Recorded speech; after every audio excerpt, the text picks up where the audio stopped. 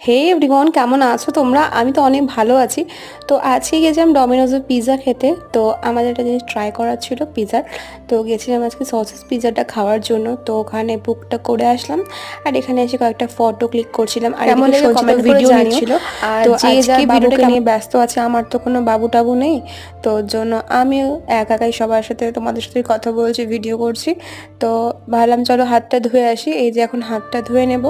হাতটা ধুয়ে দেন হচ্ছে আমরা একটু বসবো, তারপর পিৎজাটা চলে আসবে। তো এই যে সঞ্চিতা কী করছে দেখো।